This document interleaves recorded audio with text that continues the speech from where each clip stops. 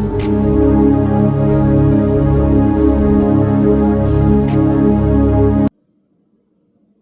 ప్రభువును మన రక్షకుడు అయిన యేసుక్రీస్తు ప్రభు నామమున అందరికి వందనాలు, దేవునికి స్తోత్రాలు.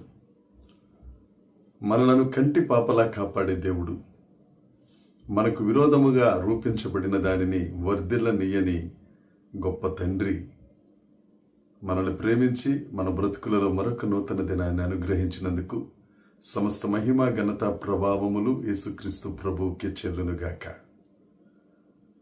ఆ అత్యున్నతమైన దేవుడు ఈ నూతన దినములో మనందరికీ అనుగ్రహించిన దేవుని యొక్క వాగ్దానము కృపావార్త. ద్వితీయోపదేశ కాండము 32వ అధ్యాయము 10వ వచనం. అరణ్య ప్రదేశములోను భీకర ధ్వని గల పాడైన ఎడారిలోను వాని కనుగొని ఆవరించి పరామర్శించి తన కనుపాప వలె వానిని కాపాడెను. దేవునికి స్తోత్రం కలుగునుగాక, దేవునికి మహిమ కలుగునుగాక. ప్రభువునందు అత్యంత ప్రియమైన దైవ జనాంగమా, మన దేవుడు అరణ్య ప్రదేశంలో భీకర ధ్వని గల ఎడారిలో మనలను కనుగొన్న దేవుడు. దేవునికి స్తోత్రం కలుగునుగాక. ఈ మాట, ఈ వాగ్దానం మోషే గారు అవసాన దశలో ఇక కనాను దేశానికి, వాగ్దాన దేశానికి ఒక అడుగు దూరంలో ఉన్నప్పుడు ద్వితీయోపదేశ కాండం మరొక్కసారి దేవుని యొక్క ధర్మశాస్త్రాన్ని, దేవుడు చేసిన అరణ్య ప్రయాణంలో గొప్ప కార్యాలను వారికి వివరిస్తూ చెప్పిన మాట. అరణ్య ప్రదేశంలో భీకర ధ్వని గల ఎడారిలో దేవుడు కనుగొన్నాడు మనల్ని. మనం దేవుణ్ణి కనుగోవటం కాదండి, దేవుడే మనల్ని కనుగొన్నాడు. దేవుడే మనల్ని వెతికి రక్షించుకున్నారు. ఎంత గొప్ప దేవుడు! మనం అంటే ఆయనకి ఎంత ప్రేమ, ఎంత పిచ్చండి మనం అంటే యేసయ్యకి. అందుకే కొత్త నిబంధనలో కూడా యేసుక్రీస్తు ప్రభు అంటారు, నశించిన దానిని వెదకి రక్షించడానికి. మనము మన అపరాధముల చేత, పాపముల చేత, దోషముల చేత చచ్చిన వారమై ఉన్నప్పుడు ఆయనే మనల్ని వెదకి కనుగొని మనల్ని రక్షించుకున్న గొప్ప దేవుడు. మనం ఒకవేళ ఎక్కడైనా ఇబ్బందుల్లో ఉంటే మనల్ని కనుగొని మనకి సాయం చేద్దామని వచ్చే మానవులు ఎక్కడా కనపడరండి. అవకాశం ఉంటే మనల్ని కనుగొని బాధ పెట్టేవారు కావాలంటే చాలామంది ఉంటారు, కానీ పరామర్శిద్దాంలే అనేవాళ్ళు ఎక్కడో కానీ మనకు దొరకరు. కానీ మన దేవుడు పాపులమైపోయిన మనల్ని, ఆ మహిమను పోగొట్టుకున్న మనల్ని, ఆ పరిశుద్ధతను పోగొట్టుకున్న మనల్ని, పాపం చేత శాపం వలన దేవునికి దూరం అయిపోతే మనల్ని వెదకి కనుగొని ఆ భీకర ధ్వని గల ఎడారిలో మనల్ని కనుగొని ఏర్పాటు చేసుకుని మన కొరకు ప్రాణం పెట్టిన దేవుడు యేసుక్రీస్తు ప్రభు ఒక్కరై. ఆయన్ని చేర్చుకోవటానికి, ఆయన్ని దేవుడిని ఒప్పుకోవటానికి ఏంటి అభ్యంతరం?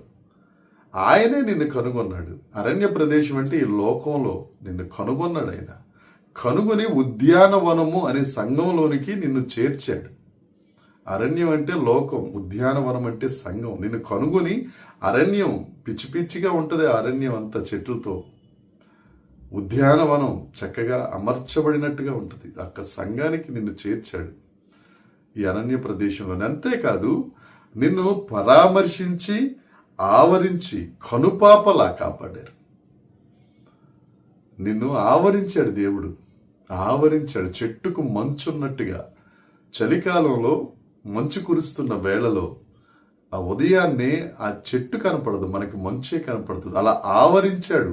ఎవరైనా నిన్ను కనుగొని ఆయన కౌగిట్లోనికి చేర్చుకున్న తరువాత నిన్ను పరామర్శిస్తున్నప్పుడు దేవుడు, జనులందరికీ దేవుడు కనపడతాడు తప్ప నువ్వు కనపడవు.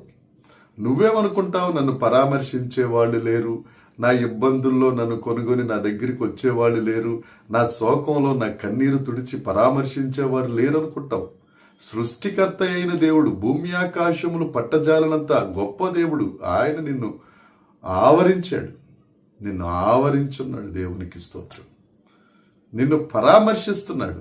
నీ గుండె ఎక్కడ చెదిరిపోయిందో, నీ కాలు ఎక్కడ జారిపోయిందో, నీ మాట ఎక్కడ జారిపోయిందో వాటన్నిటినీ సరిచేసి ఆవరించి పరామర్శించి నీకు ధైర్యాన్ని ఇచ్చి సమభూమి కలిగిన నేల మీద, బండ మీద నిన్ను నిలబెడుతున్నాడు యేసుక్రీస్తు ప్రభు.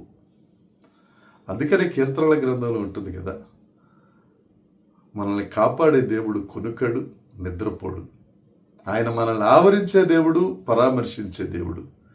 ఒక వ్యక్తి యెరూషలేము నుండి యెరికోకు వస్తూ ఉంటే దొంగల చేతిలో చిక్కి కొట్టబడి రోడ్డు పక్కన బాధపడతా, ఇబ్బంది పడతా ఉంటే మంచి సమరయుడు వచ్చి ఆయన్ని పరామర్శించి ఆయన గాయాలు కట్టి తీసుకెళ్లి పూటకోళ్ల వాళ్ళ ఇంటి దగ్గర ఉంచి కొంత డబ్బులు ఇచ్చి, ఒకవేళ మరలా నీకేమన్నా అచ్చుంటే మరలా నేను తిరిగి వచ్చినప్పుడు ఇస్తానని చెప్పాడు. ఈ సందర్భం లూకాసు వార్తలో మనం చూస్తాం. నువ్వెక్కడన్నా దొంగల చేత, పాపమనే దొంగ చేత, శాపమనే దొంగ చేత, అవిధేయత అనే శత్రువు చేత కొట్టబడి పక్కన పడిపోతే నిన్ను పరామర్శించడానికి వచ్చాడు ఆయన పరలోకమును విడిచిపెట్టి. ఆయన పరామర్శిస్తారు, అంతేకాదు నేను కనుపాపలా చూసుకుంటాడు ఆయన. శత్రువు వచ్చి ఆయన నిన్ను కనుగొన్న తరువాత, ఆయన నిన్ను ఆవరించి ఉన్న తరువాత, నిన్ను పరామర్శించిన తరువాత, ఎవడైనా శత్రువు వచ్చి నిన్ను ముడతా ఉంటే నిన్ను ముట్టినవాడు నా కన్నుగుడ్డును ముట్టినట్టని వాగ్దానం చేసిన ఆ ప్రేమ కలిగిన తండ్రి శత్రువుతో యుద్ధం చేసి నిన్ను కాపాడుకుంటాడు. ఆయన నిన్ను వెదకి రక్షించుకున్నాడు. ఆయనతో పాటు ఉండాలని, ఆయనతో పాటు ఆ సన్నిధిలో నిత్య సంతోషం అనుభవించాలని, శాశ్వత కాలం నుంచి శాశ్వత కాలము వరకు నువ్వు ఆయనలో ఆనందం పొందాలని ఆయన కోరిక. నా ప్రియ సహోదరి, సహోదరుడా, నువ్వెక్కడ అరణ్యంలో గెలిచిపోయావో, ప్రపంచంలో, లోకంలో గెలిచిపోయావో, భీకర ధ్వని గల ఎడారి, అది భయపెడతా ఉంటే ఆ భయానికి వణికిపోతున్నావేమో చిగురుటాకిలాగా. ఈ వాగ్దానాన్ని తీసుకో. ఈ దినమంతా ఈ వాగ్దానాన్ని ధ్యానించు. ఈ వాగ్దానం వల్ల ధైర్యం తెచ్చుకో. నిన్ను కనుగొనే దేవుడు, నిన్ను ఆవరించున్న దేవుడు, నిన్ను పరామర్శించే దేవుడు నిన్ను కనుపాపలా కాపాడతాడు. అనుమానం లేదు. వాగ్దానం చేసిన దేవుడు నమ్మదగినవాడు. ఈ వాగ్దానం నీ కోసమే. స్వతంత్రించుకో. దేవుడి మాటలు దీవించిన గాక. ప్రార్థన చేసుకుందాం. పరలోకమందున్న మా తండ్రి పరిశుద్ధుడా, ఘనుడా, నీకు వందనాలు. నమ్మదగిన దేవుడా, నీకు స్తోత్రం. అరణ్య ప్రదేశంలో భీకర ధ్వని గల ఎడారిలో మమ్మల్ని కనుగొని, మమ్మల్ని ఆవరించి, పరామర్శించి, కంటి పాపలా కాపాడుతున్న తండ్రి, నీకు స్తోత్రాలు. వాక్యం వింటున్న నీ బిడ్డలు ఏ కష్టంలో ఉన్నారో, ఏ అరణ్యంలో ఉన్నారో, ఏ భీకర ధ్వని గల ఎడారిలో ఉన్నారో నువ్వు కనుగొంటావని వారు నమ్మి నిన్ను ప్రభు ఆవరించి ఉన్నావని, నువ్వు పరామర్శిస్తున్నావని, కనుపాపలా కాపాడుతావనే నమ్మకం వారికి అనుగ్రహించి, ఆశీర్వదించి, ధైర్యపరచుమని, మహిమ పొందుమని యేసుక్రీస్తు నామమున ప్రార్థించి అడిగి వేడుకొనుచున్నాం తండ్రి. ఆమేన్. దేవుని కృప మనందరికీ తోడై ఉండునుగాక. ఆమేన్, ఆమేన్, ఆమేన్.